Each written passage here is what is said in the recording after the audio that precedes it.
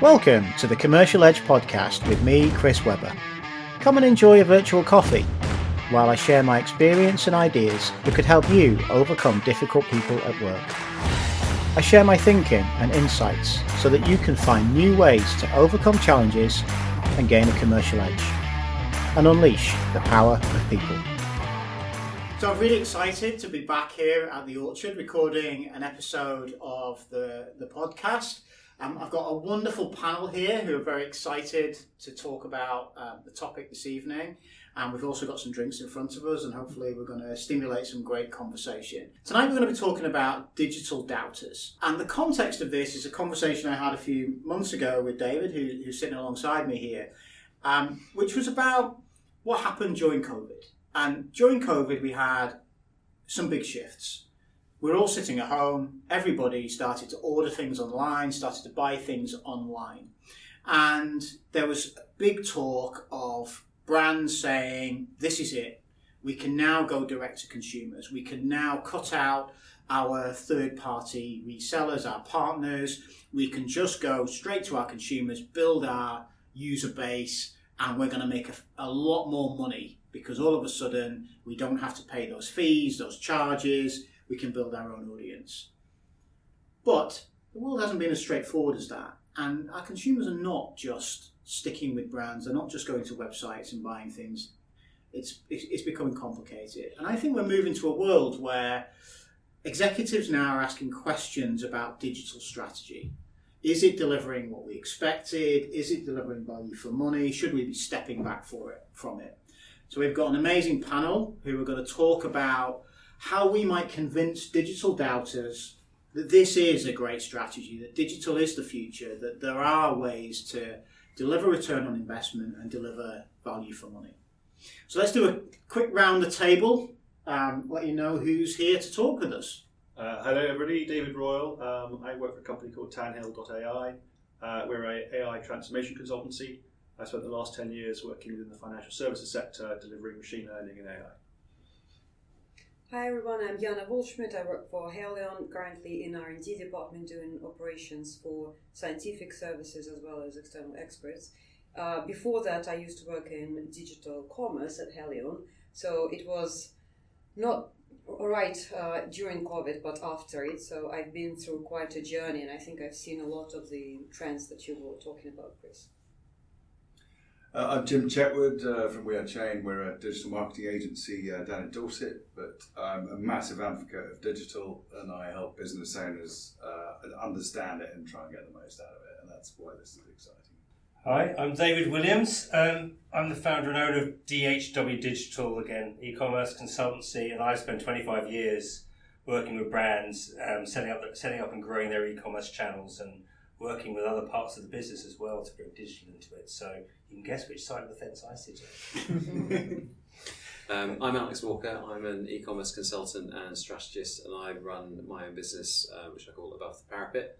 I've spent 22 years in e-commerce, online marketing, primarily retail, and I've spent quite a bit of time doing D2C with various brands. So I feel like I've probably got the credentials to talk in this space, but we'll see how that unfolds. Hi everyone, I'm Kelly Peter. I'm the Vice President of Marketing and Communications for Hearst Networks EMEA, and I also sit on the fence of very much supporting digital. My spend is 100% on digital at the moment, so I'm very excited about this conversation. Brilliant. Thank you, everybody. I like the at the moment comment because it kind of says, well, you might change my mind, Chris. Maybe. So what I'm going to start with David because I think, as I said earlier on, it comes with a conversation that we had a few months ago, and you talked about the example I think you gave me was Nike. Yes. And Nike saying, yes, we no longer need to go to retail. And I just want to recap that, and I think it's a great starting point for some of these discussions. Yeah, I think you only have to look at the stock results of where Nike's been at and the big transformation program it's about to go through. But they made a decision, and I used to work for a company called Deckers, who had a running shoe brand, Hoka, who were kind of a small fry compared to Nike. And there was all the talk of Nike are going to cut out all their wholesale partners. You know, they want to sell direct. They want to own the customer. and just to go through that, stop selling to Decathlon or to JD Sports, etc., and run their own thing. But all that's happened during that time is they focus so much on one channel that it's created a situation where they were losing customers to other brands who had a much more diverse situation, using retail partners, using physical stores. Too much focus on performance marketing, digital, so below the line marketing, and it's hurt them. And they're now going through a turnaround. But what's happened during that time is a number of challenger brands, and everyone knows On Shoes, Hoka, you've got Saucony, the various other brands, especially in the running shoe market, have eaten it. So it just says to me that sometimes a balanced business, a balanced omni-channel, a multi-channel business is what you need to grow your business. So I think, and I don't think it was necessarily around COVID that happened. That obviously probably accelerated it in some ways, that we're learning that too much. But yeah, it's just that salutary story of being a bit too focused on one area and not really thinking about where your customers are. And I think getting that balance right is really important. And I think it's a great, and I do think that's a great start point, because I think that to me is that essence of the digital doubter. You know, if you're an executive sitting at the top of Nike, having been burned, if you're a competitor of Nike, if you're working in that business, you're now asking yourself that question. What do we get wrong? How do we fix this? How do we make sure that we deliver what we're supposed to deliver?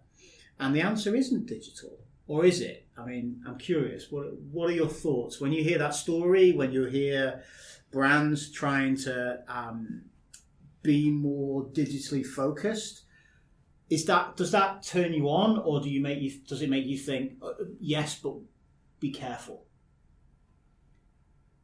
I think you get some brands just try to be, the early adopter and take things too far, and actually you do need to step back and have the traditional stuff, but you've got to mix it up, mixing out, because people want to have an interaction with, face to face.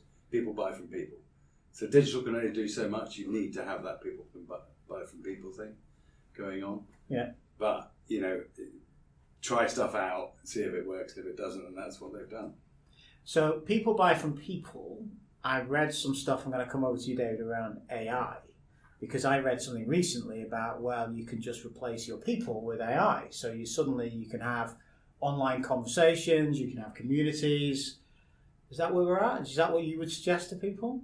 You can do an awful lot with AI. The need for that human still to be in the loop is still critical.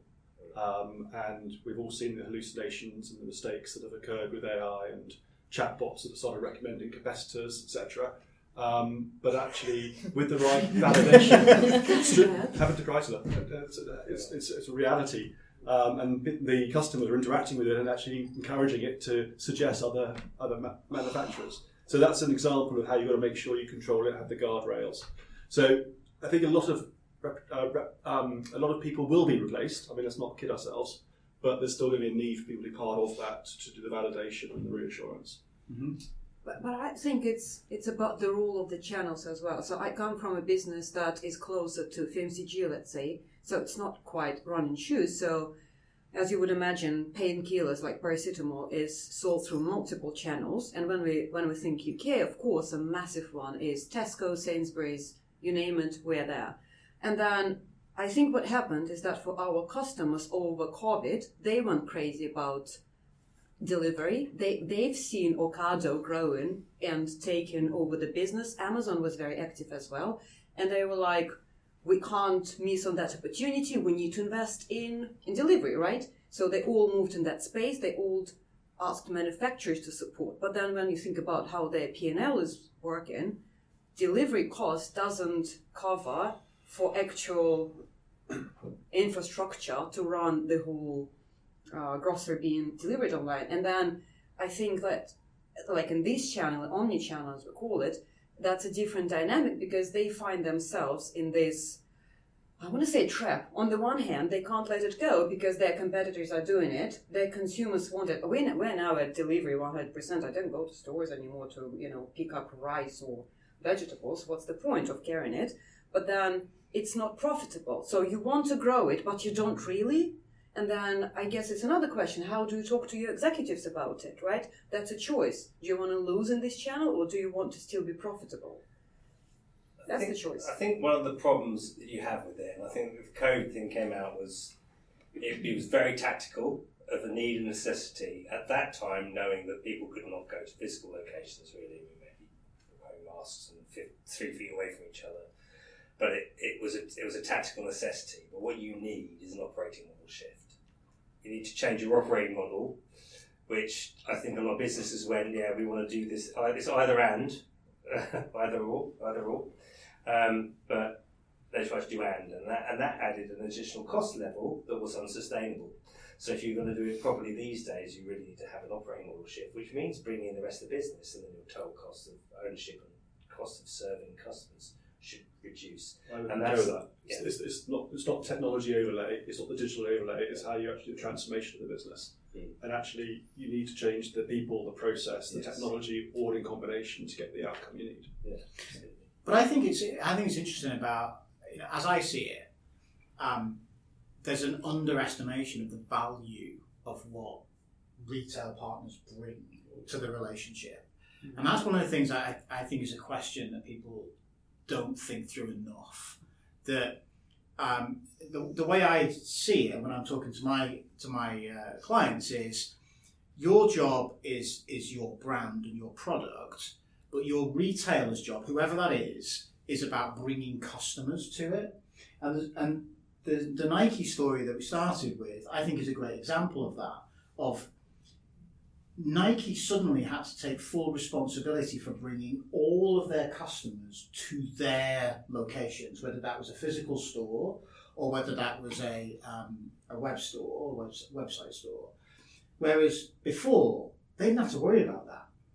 And I think that's what people underestimate, is the role of the part of like your retail partner, whoever that retail partner is, in bringing customers to you. And that's a tough question to answer. And it's an audience, isn't it? It's having a bigger. They have an audience. It's I think of like raindrops that splash, and you can, do you want to do one big raindrop that splashes, but you've got a reach which is only that big, or do you want to have lots of little raindrops, and they might overlap and splash over each other, but that your surface area of your customers is bigger. And customers need to see that. They need to see it. They need to touch and feel your product versus another competitor's product. And if your product's better, we'll try it on.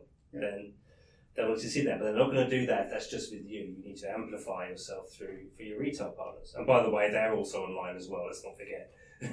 They're all, but it's you need to have that there, and they all have different demographics. I go back to footwear, but a JD Sports customer is very different from an office shoes customer. They're much. Or a runner's need customer, which is runner need, by the way, it's a specialist footwear shop. They'll be like, you guys who run, you'll be going there, you'll have really technical needs and elements there. You're looking at specialty running footwear.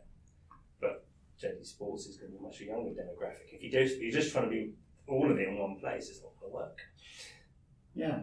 I'm going to come to you, Kelly, because I think you live this every day, because you're living with partner marketing and you're living with direct to user or consumer. How do you consumer marketing?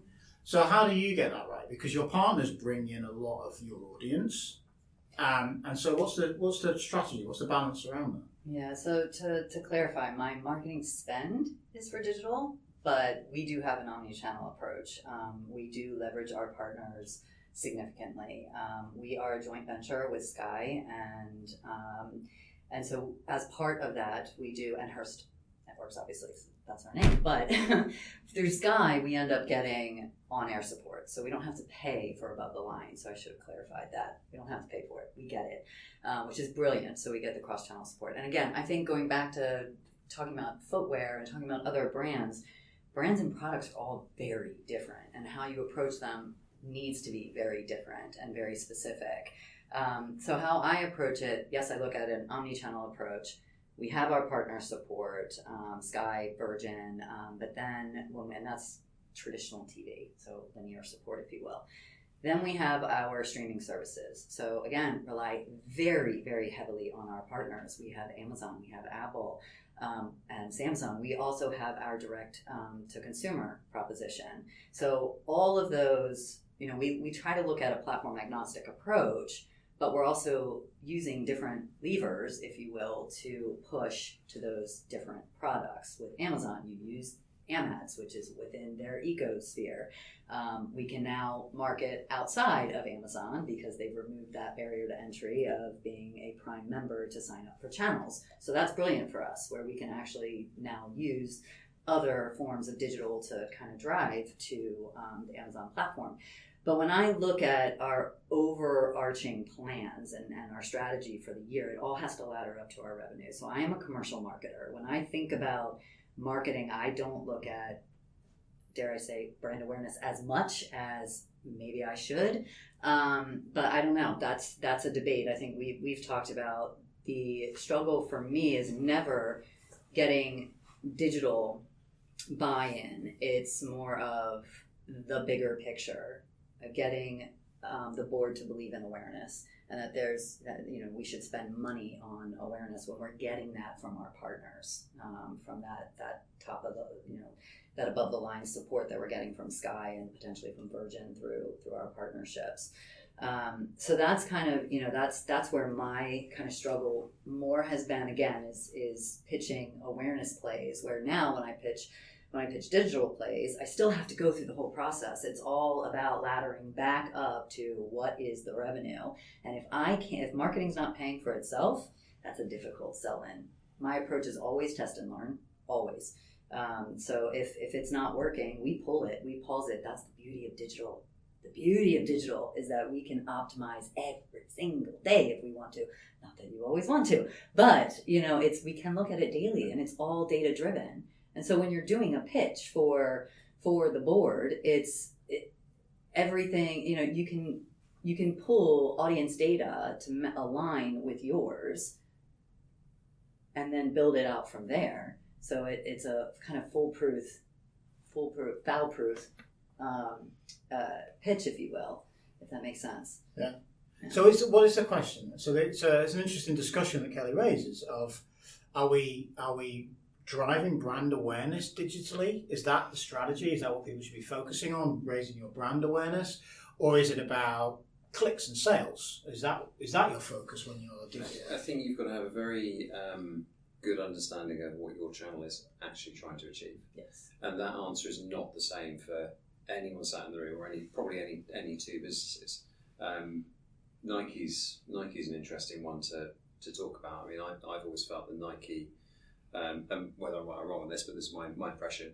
I always felt that Nike did a very good job of saying, right, okay, we're kind of the gold standard here. So selling the shoes at the price that they're, the RRP, rather than trying to undercut your resellers, and actually trying to, as I say, the answer is never going to be the same for two businesses, but you can sometimes look at your D2C and go, well, actually, I'm not really expecting to make any money out of this. It's a brand awareness type thing. I've worked for pet food retailers where, in actual fact, they're there. If you want to buy a bag of dog food, that's fine, but you're not really approaching feeding your pet in quite the same way. Habitually, you're likely to go to the supermarket and add a bag of dog food into a physical process that you engage in. But the reason you've chosen that bag of dog food is the brand awareness piece that's happened because of that channel that exists. It's always going to make a loss in theory, whereas actually for the likes of Nike, or I've seen this in the book trade as well, actually your D2C channel is perhaps your strongest suit. It really is the revenue driver for you, but your resellers are like water. I was interested when you used a sort of rain analogy. I was saying, oh yeah, resellers are like water. They kind of get everywhere. And I've been in businesses, but one in particular I can think of where they went, right, D2C, that's what we do. We'll do that. Everything's going to go through D2C. Don't need the resellers any longer. Within 18 months, please, Mr. Reseller, please can you come back on board? So what happened? Because that's interesting, because that's exactly the scenario we're talking about. What did they learn over those 18 months?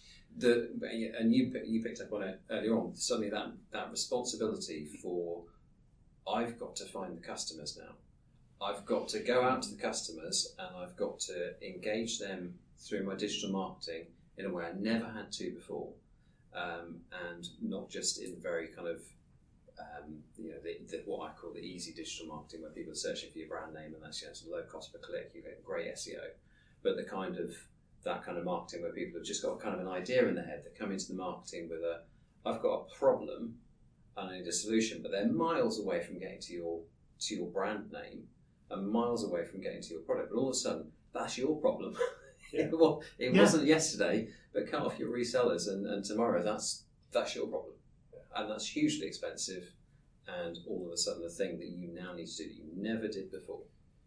And You've got eggs into one basket. Never underestimate the position of your brand. If it's a good brand, against other brands, in a physical or a digital location, because people can then compare it and go, actually, that's the really physical good. location is a really important thing. The idea that you have a lot of brands, and I'm thinking of one in particular in the book trade, where they used to have acres of shelf space in automotive stores. And that was a branding exercise in and of itself. Now, if you're not actually transacting those in those stores, the store finds it more and more difficult to give you acres and acres of shelf space. But those acres and acres of shelf space are effectively free advertising for you. And that only exists through your resellers. Take those away, and all of a sudden you've suddenly gone you've gone the sand under a bushel. It's a tricky thing to do. And your point, Chris, is absolutely right. It's now your responsibility. You've done that. You've taken away all of that peripheral awareness that existed before for free, in inverted commas. And that was your problem. And you've got to find those people. Do people understand the consumer journey enough? Say, like, at an executive level? You know the answer. Go on.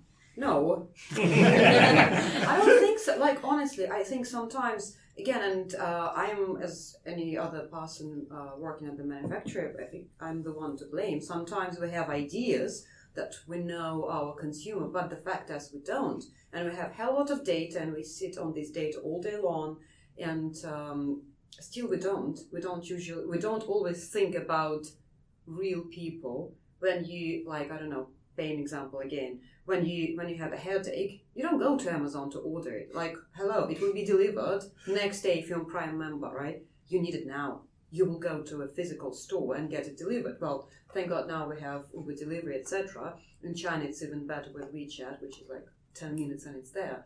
But still, you need to think about the real person and how do they plan to purchase your product and what are their steps.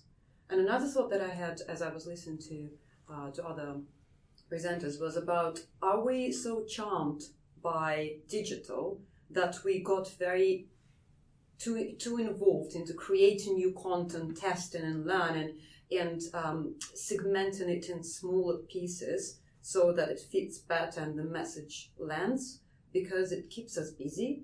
Whereas maybe can we cut it out later? But maybe the bigger picture is slightly different, and the answer isn't into going very narrow and creating that much, because I feel like then there is a pressure. If you used to have, 10 ads a week, you can't all of a sudden say, no, I'm going down to 2, because you feel like that's the new standard. Like, that's what you need to deliver. So now you have people who will do it. Now you have an agency. You have data of it. You need to analyze this data. And all of a sudden, before you know it, there's an industry in the digital work that creates that kind of becomes self. But work creates work. Yeah.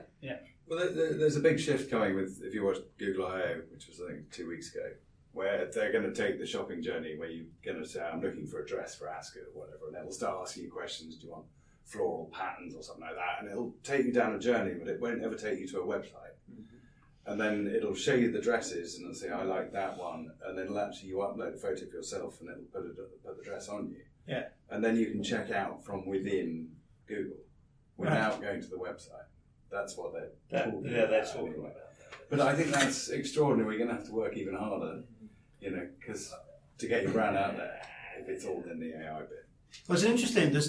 Talking about that, it's an interesting thing I read recently, which was it took Google 8 years to get to 2 billion searches per day, and which is part of the function of search and their role within search and their growth as well. So there's some caveats around that, but it's taken it's taken a couple of years for ChatGPT to get there.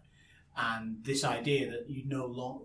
One of the things I read was an existential threat to Google is that they rely so much on ad revenue because you get the option of websites. And when you go into an AI search, you don't get website hits. You get the answers without going to the websites, which also means there's no advertising. And so Google have a big question to answer, which is, how do we maintain the revenue that we're reliant upon in a model where people are now used to getting the answer without seeing ads and stuff? It's going to change the dynamic enormously, the AI search aspect. And the old model everyone relied upon is disappearing rapidly. Well, ChatGPT integrated with Shopify, and you now do get product results when you're looking for stuff in the same way you get on Google. So, yeah. But it's not an ad. It's not a paid ad in the same way, right? And we had this conversation recently about how would it affect AI if you were getting paid ads dropped into your search results, because that maybe is the next phase that they work through. And my view would be, well, actually, I don't like that, because I like AI being neutral, should we say. I ask specific questions, and I ask a different question, I get a different answer. If my answer is funded, that suddenly becomes not AI. It becomes, commercial. Yeah, it becomes a salesman supporting me, right? Well, you lose trust in the AI agent that you've probably put all your information and effort into to get that information. I think it's watch your space, though, isn't it? I mean, WhatsApp are just an ads. That's all that today. So, I mean, OpenAI are commercialising rapidly. Billions they've spent on that training, they now need to recover. So I'm sure it will come. Yeah. Because I go to ChatGPT and I'm going to ask it this week. So I'm going to ask, like, what dress. Of course, it would be so tempting for them to put up ads, right? And for some other products, like I love drama, what's true crime, what to watch. Like, you still want to be there, right? I get it. Same for other products. It's going to be a subscription model. I think it's somewhere a bit like Black Mirror. So we were talking about earlier, but that element there, it's going to be some form of subscription model. Or it's already there at the moment. That you want the other features, you pay more. And I think it'll denigrate and denigrate. You'll have a free version, but you'll have ads. And that's what's going to happen. And then you'll have to pay for the subscription version, which will be much better. And I think that's where it's going to get to. Because they have to monetize it in some ways. I would say, actually, the thing about the linking, it is changing the moment, though. It's insane how you can see it. I recently I was looking at a new business plan for my consultancy. I just set up. I did all my conversation in ChatGPT around what business bank is right for me. But it knows enough about me to go in there and I asked it some questions, and I went immediately and found my bank, which I could mention.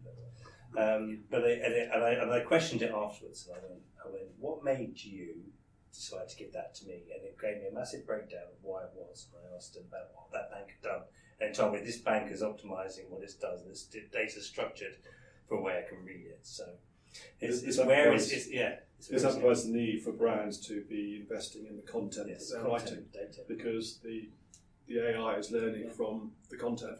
So it's making the recommendation based on what you've actually promoted about your brand. Yes, I'm going to come back to you, because banking is a fascinating area for me, in that it's one of those things that people know they rarely change. Like, it's one of those real stagnant areas, and like banks are desperately trying to change it, but also not to change it.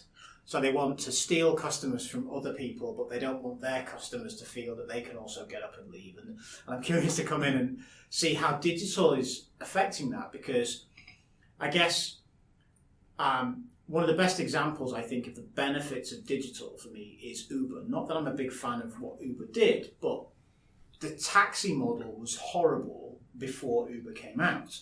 You know, I'm old enough to remember you would phone a taxi from a pub, you would try and shout which pub you were in down the phone. They may or may not understand you. A guy may or may not arrive. He would only accept cash. When the meter clicked over, you had to get out because you didn't have enough cash. I walked home many a time because I ran out of money. There's a whole mess around taxis, which when Uber came in, they said, click on this button. You'll know what taxi it is. They've got your picture. You've got their picture. their registration. When they're outside, they'll tell you. There's a whole lot of stuff which is great. You can share all is amazing.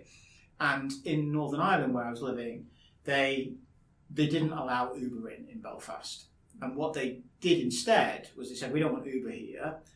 The two taxi companies that were in Belfast, and it was a bit, there was a bit of strong arming going on, there's no doubt, but they upped their game and both launched apps which were basically mirrors. You could upload your credit card, you could see where the taxi was, the whole thing.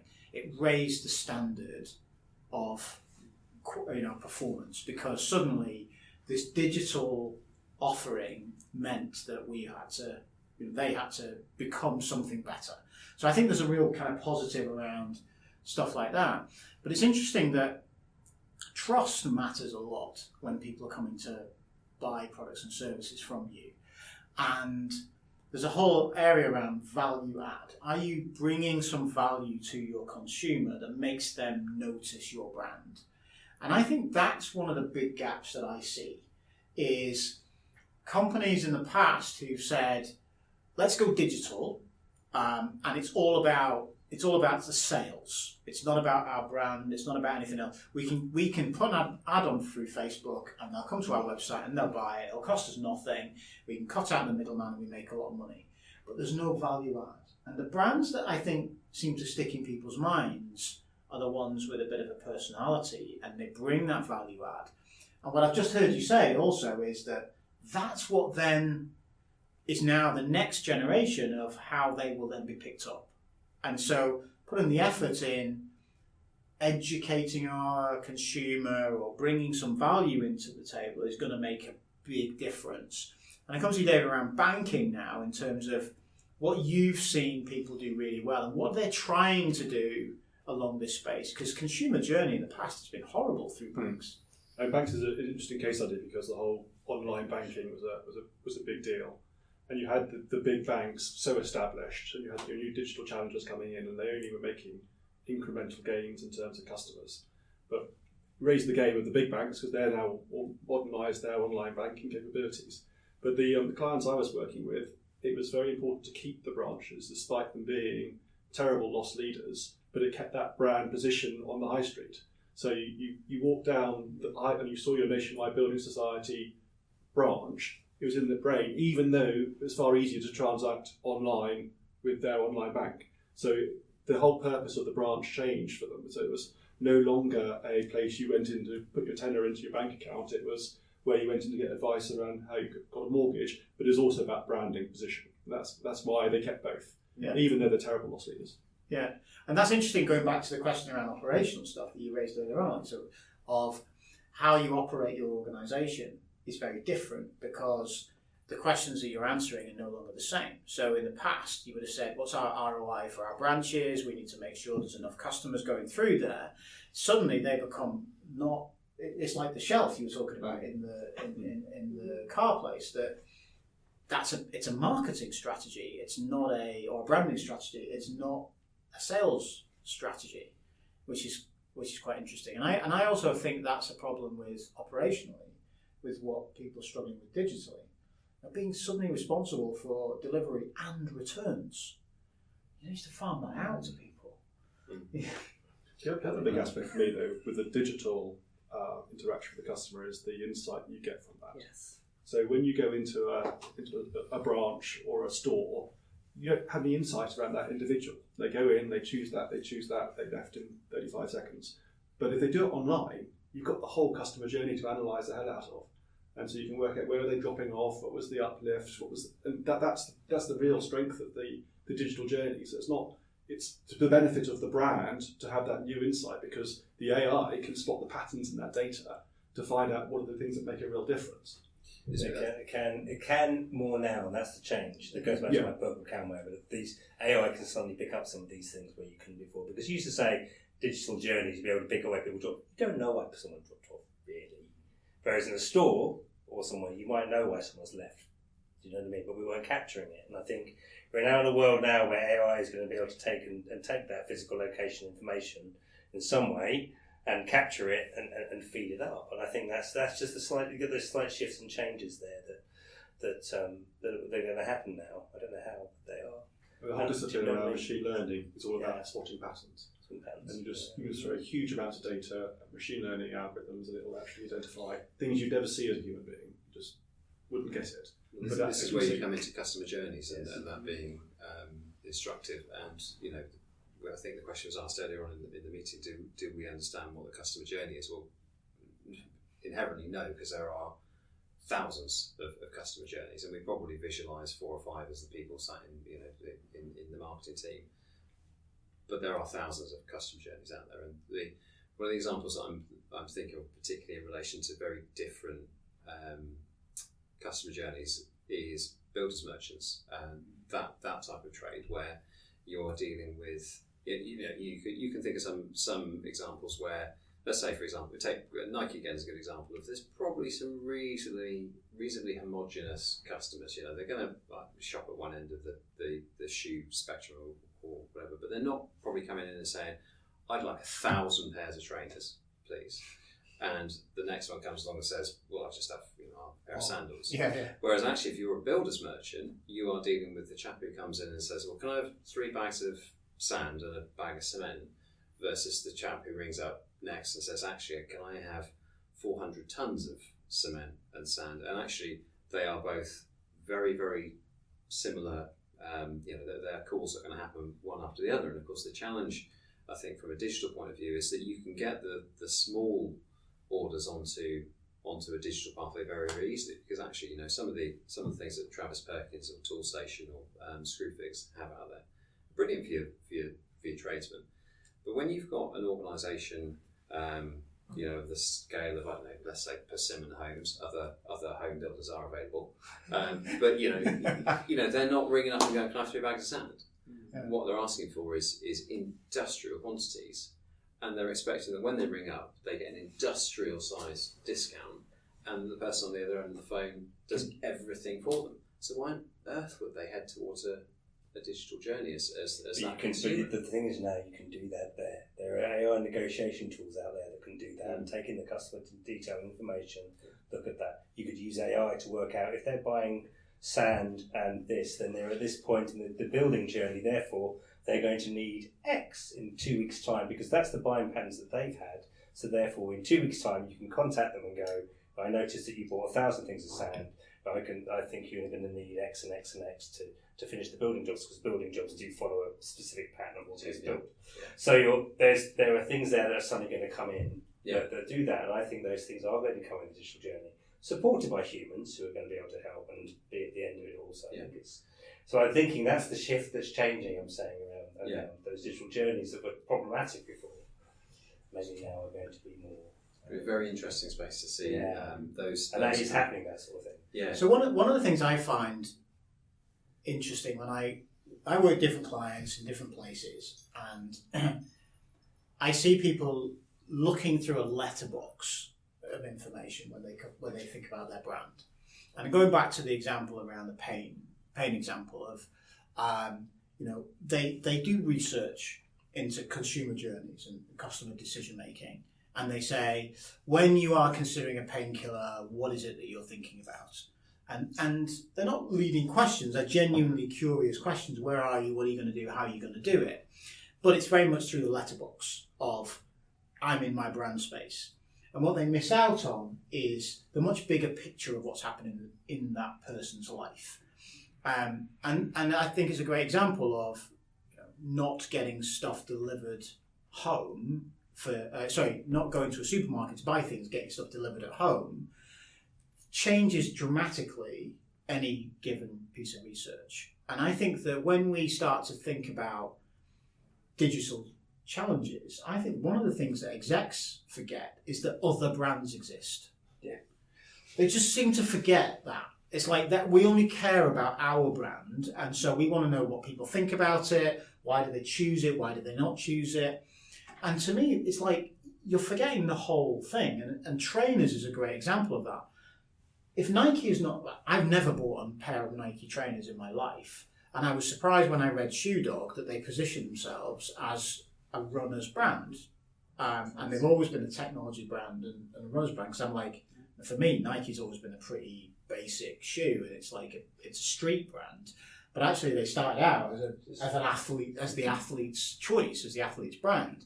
And then I think they kind of lost that position. But I would go into a store and I would try some different shoes on and then make a decision. And if they're not there, I don't buy them. And so there's a whole layer of kind of decision making that I think execs miss. And I think one of the problems with digital is I think it makes that worse. And to your comment earlier on, Jana, of looking at this advert and seeing how this advert makes a difference, forgets how does this advert sit in the infrastructure of other things that are going on in that person's world. So how do you bring that to the exec table to say, think of this, think of the bigger picture, forget just where we are? Is it being there when the example you give, the shoe's not in the store, you walk out, you're going to go and buy it online, be there. How do you be there as the competitor or as the... Well, my point is I don't try it. I won't even think about it. I know the brand Nike and I know Nike stores exist and I know... But I would sooner go to Runner's Need and kind of decide what they've got. They've got a choice of 5 or 6 brands and I can layer out what it is I'm looking for and what problem it is I'm going to solve. Now, Nike might take me through this journey. Do you know Nike? Yes. Would you buy this shoe? All of that stuff. But I just worry sometimes that part of this idea of, digitalization is we get so focused on the minutiae of the decision making that we forget the bigger picture. It's like, to me, it's really much like looking through a letterbox of this is my view of the world, and you miss so much other stuff. I think the Nike example did work for a very small number of people who were super loyal to Nike. So they first think Nike and then they think shoe, right? So it's the other way around. And it's perhaps true for some other brands as well, where there is high loyalty like, I don't know, Apple or some other examples that we all know, where you think brand first and then you look for where can I buy it.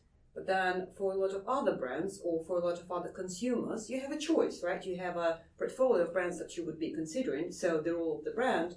And I think that's the way you can pitch it to an executive is where our consumers make decisions and how are we represented in these touch points? Because there is more than one, perhaps, like with the banking.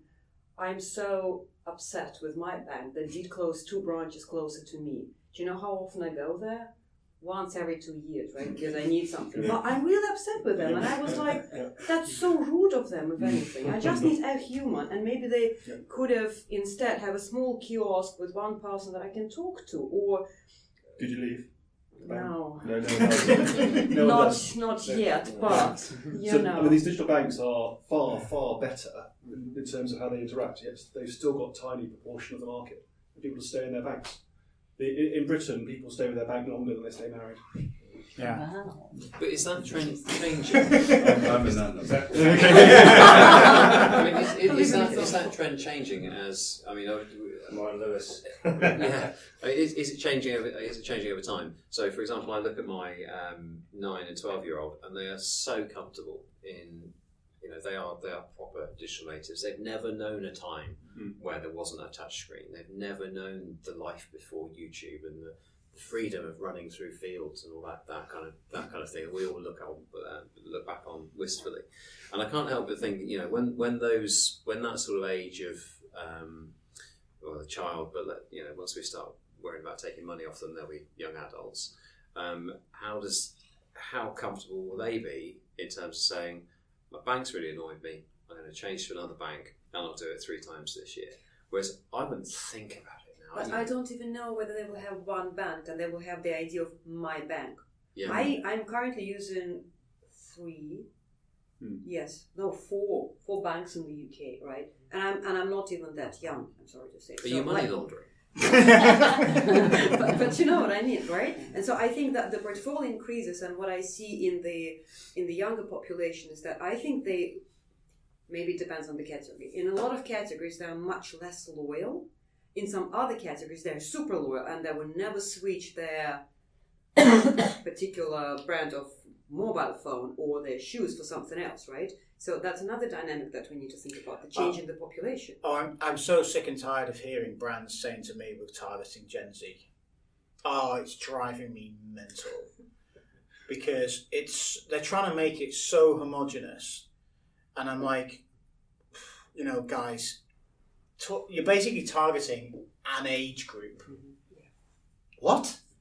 And not even a very thin. It's like 20 years, aren't they, on generation? Yeah, and I'm like, so who? What are their behaviours? What are their interests? What are they focused on? It seems to be like sensible, smart people all of a sudden decide that they're targeting Gen Z, and it drives me crazy because what does that even mean? And you're right that in one hand you've got people who are super, super loyal to a phone. My kids used to drive me crazy. Dad, why have you got an Android phone? You're such an idiot. Why do you have an Android? And then eventually got under pressure to change my phone, so I bought a Nokia. No, but super, super loyal.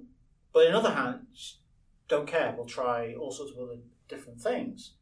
But with Gen Z, and I think we had the conversation earlier, is it about education? Is it about that? Because as we progress through our career, there are new things and new trends that appear. And the first reaction, of course, is rejection and fear and trying to label it somehow so that I don't need to deal with it. And then is it about educating these executives about how things work and that you can't just say the younger population, you need to segment them? Is it about explaining that digital campaign, you can't just stop because you've had enough leads from it? That's a very good discussion that we had over drinks earlier. I think it's a lot about education because that's where the connection with reality sometimes I think is lost as people climb the ladders in corporate world. Could I ask a question of the marketeers in the room? Because I'm not a marketeer, but my observation is that AI has this fantastic ability to hyper-personalise, and therefore the concept of brand and sort of mass market appeal, I think, disappears. I mean, it's what this person wants. This is how to position this product with this person, and you can automate all of that and send out tailored messaging to that individual. Does that not change the whole branding concept? Yeah, that's my complete approach. I focus on, so you mentioned behaviors earlier. I focus on behaviors and interests. You might be completely different ages. So you're talking about, Gen Z or someone that's my age, we might have the exact same interests. We might have the same behaviors, but our demos are polar opposites. I don't look at demos anymore. I look at, again, interests, behaviors, and I'm really targeted because I have minimal spend. So I'm very, very targeted, but I go broad when I know I can for a specific show. I mean, we're talking about, entertainment here, but so it's a bit different. But I still, that's how I approach it. Yeah. But AI is great. But I think entertainment is a great example of this because you can be caught between, and I'm sure you are caught between a rock and a hard place.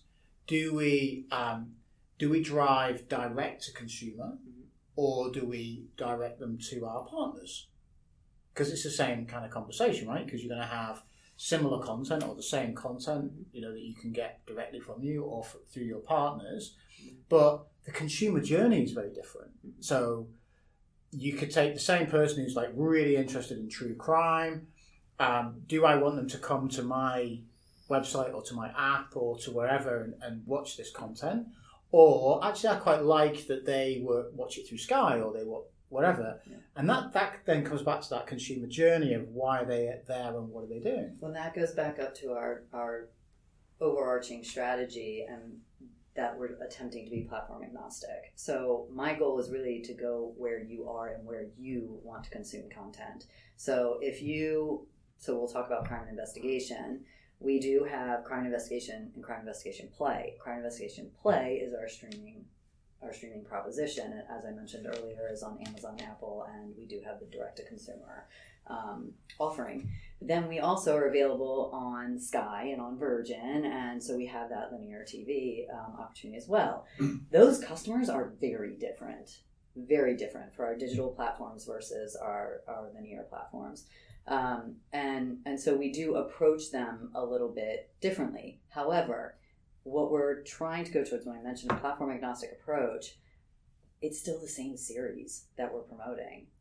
So if it's a true crime series that we're promoting, you can watch it on Crime Investigation, and it's available here, available now. And these are the channels. So then that's when you're featuring your partners. We're not directly just driving to Sky or directly driving to Virgin, but we are driving to, again, where you want to watch, where your subscriptions are based. We do have a separate pot of money that we do drive just to our direct-to-consumer app.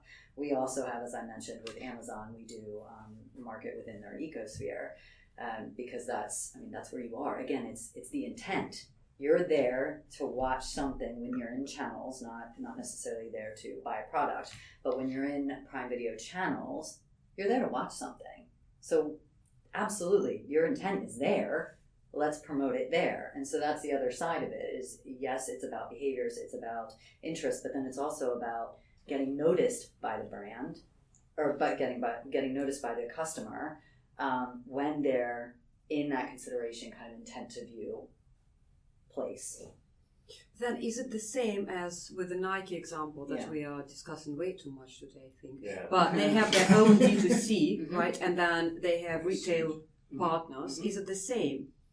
Sort of. Sort of. I think there are a lot of parallels. And then the question, I guess, what's the right thing to do? Do you want to focus and say, you know what, it doesn't make sense for me to run in so many directions. That's what I'm going to do because that would drive the revenue. That's the best ROI. That's why I have control, etc. Or do you want to run in all these places because you say, you know what, it drives different things for me? And that's the question where we're starting from, right? And this is kind of come back to where we started, which is, if I'm an exec leading a business and I'm looking at all these different options, what's the advice that you would give to me? And can I give you a moment to think about that? Because I want to go around as we close this episode and start thinking about, what advice do you give me? If I'm in this world where I'm thinking, I can drive them to my partners, I can drive them direct to me, I can hyper-personalize through AI, which I think is a great call out that I can really focus on. What's your advice? Because in my mind, I'm thinking brand, I'm thinking sales, and I'm thinking share price. They're my kind of key models. I think it's all about data. Okay. So just gather all the data you can about all of your customers. You can work out profitability of each individual customer. You can work out their customer lifetime value. And then when you've got that insight, then you can work out, okay, how do I find more people like that? This is our most valuable customers. Now I can go recreate that, repeat that over and over again. Okay. And I think before that, you need to be clear with your strategy. As an exec, you have a strategy for the company. What are you trying to drive? Is it, I want to increase number of consumers, or I need to increase the share price? What is it? One goal. You can't run in 3 directions simultaneously, right? Then you say, right, so this is my target, or this is my set of targets. And then you look into data and you say, this mix answers it the best way. That would be my advice. So the other part of that is the reporting, isn't it? Which has suddenly become a lot easier because you've got Facebook, you've got Twitter, you've got Shopify, you've got Google Analytics, Search Console, all of that stuff. And you used to have to sort of go and find it individually. Now you can actually build it out with something like Claude. If you've got the API keys, you can build your own dashboard, which you don't have to pay a lot of money for anymore. And once you've got the reporting, then you've got the data. Mm-hmm. Okay. I think going back to the higher level is want to know what your proposition is. Then I always think, don't overinvest in one channel. Don't think that one channel is going to solve it because it's more reportable, which I think sometimes digital can be with an ROI and return on that spends. So you think it's worst enemy in a way? It can be overly reported, and also then I think depending on the maturity, again depends. I have a look at consultant, which I kind of am now actually. So you can say. But I think it's that balance of, if you're a mature brand, you've got to really consider that your split between brand marketing. And I think in digital, by the way, I always think there's an extra level. There's above the line, which is just wider marketing across the board. Then there's brand marketing in the digital world, which is selling your brand, and then there's performance marketing. But I just think you've got to get that. I actually think you've got to overinvest in brand marketing in that digital world where you're in. I think to get there. Don't overinvest in performance marketing because it's measurable, because you'll end up having a race to the bottom. That would be my view. Mm-hmm. There we go. I think you've really got to understand the role of the channels within your business and within your proposition. I'm thinking particularly of department stores at the moment, where in actual fact you might well look at you're the CEO and you're looking at your various P&Ls and you're going, we should shut all the stores because they're all running at a loss. Well, the store is effectively what's driving your website, because it is in effect a great big showroom for you. So once you can actually look at those, once you can look at all your channels in a relatively simplistic manner and go, okay, we have this estate of stores, they're the showroom for the website. We take those away at our peril and we'll kill the website. So it really is about understanding your proposition and how the various different channels fit into that and the reliances between those different things. And I completely agree with you, David. You know, the digital side of things is attractive because you can report on everything, and actually you can also get yourself completely lost in data by death by data. Really, I think that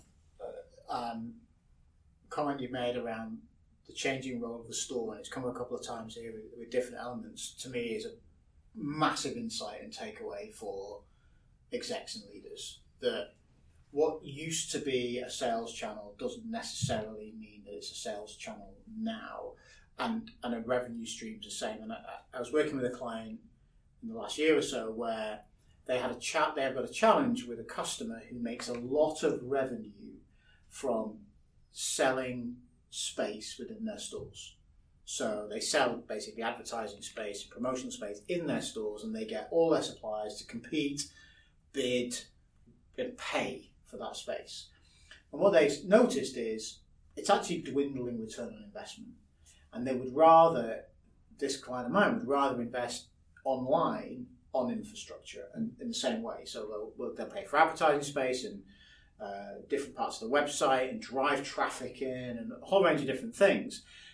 But their retail partner is so fixated on, well, you've got to pay for the advertising space in the store. That's what we're selling. They just can't escape that. And I think it's about really thinking about what role, I think that's a big insight of what role as various different assets playing. And physical stores are an asset, partners are an asset, retail partners are an asset. It's not necessarily that that's your sales channel or main sales channel. That's really powerful. it's all part of the ecosystem. Yeah. Kelly? Yeah, I think it is all, I mean, I agree with a lot of what everyone said. I do believe that it is about starting with what are the goals of the business, and you know, as you mentioned, you know, it's what if it is the key revenue driver, what is that, and if everything needs to ladder up to that and build to that, okay, let's agree to that, and understanding the proposition, building that out, and you know, having an omni-channel approach, all of those things, and the data. I mean, I'm a big believer in data and understanding your customer. And I mean, that's my passion, is consumer behavior and why people do things. That's why I'm in marketing. So that's what I want to understand, is why people are choosing the things that they're choosing. So I'm big proponent on customer-centric approach. I'm a big proponent on platform agnostic and having multiple options for the customer, because that's what they want, especially to future-proof your business. So that's kind of where I stand on that. Beautiful.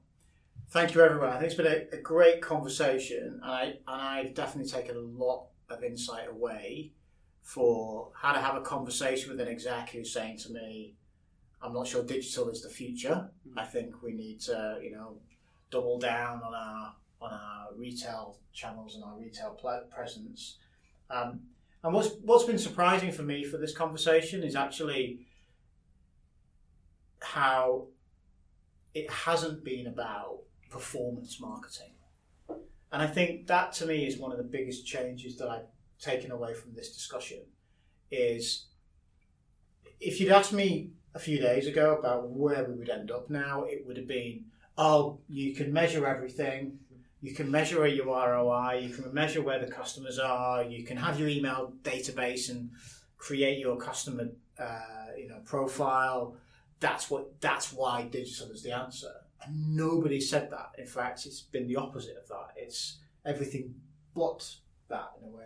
And David explained that beautifully. And I think that's actually quite powerful. Is that AI allows us to create trends without being obsessed about the individual data, and your assets, your digital assets expand your corporate assets. They don't narrow them, and I think that to me is a big thing. And when execs are choosing channels, they tend to be narrowing assets, and that sounds like a scary place to be. Thank you very much, everybody. Appreciate it. Thanks for listening to the Commercial Edge podcast. I'll be back soon with another episode.